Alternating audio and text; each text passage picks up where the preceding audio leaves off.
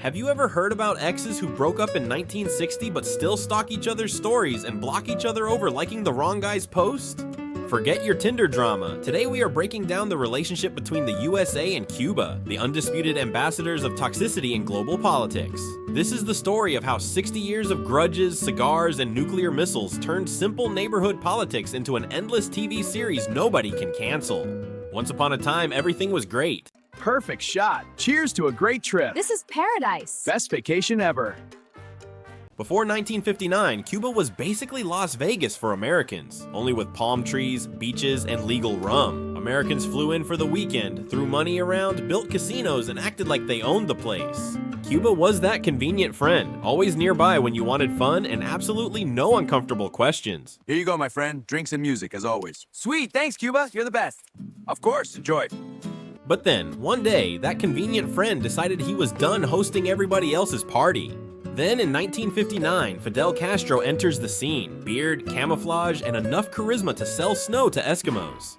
He basically says, "All right everybody, the disco is over. We run this place now, and your casinos are either becoming schools or becoming ours." For the United States, this was like showing up at your friend's house and finding him dressed like Che Guevara, throwing your suitcase outside and announcing he now only hangs out with your worst enemy. The USA was like, are you serious? We used to do lunch together. And Cuba answered, "My new best friend is the USSR. He has vodka, ballet, and some extremely questionable economic theories. You capitalist abuser can go take a walk." So in the 1960s, the United States decided that the best strategy was total silent treatment. Not just, "I'm not calling you," but blocking the bank account, banning mutual friends, and pretending the island did not exist. And that is how the embargo was born, the biggest "I'm not talking to you" in modern political history.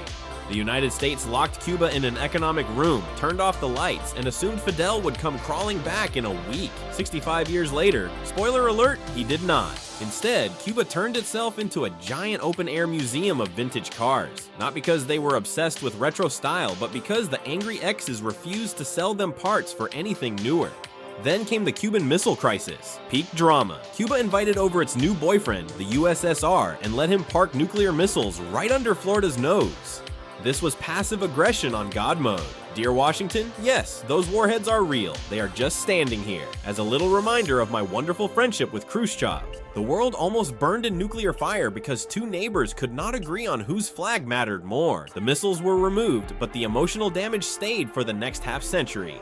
And now for the funniest or saddest part, today. The USSR is gone, the Cold War is over, Cuba even got internet, even if it works like it is powered by pure optimism.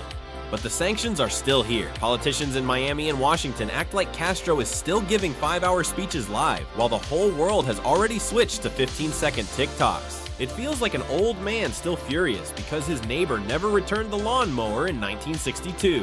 The neighbor changed the fence 3 times, the mower rotted away, but every morning the old man still walks outside and shakes his fist.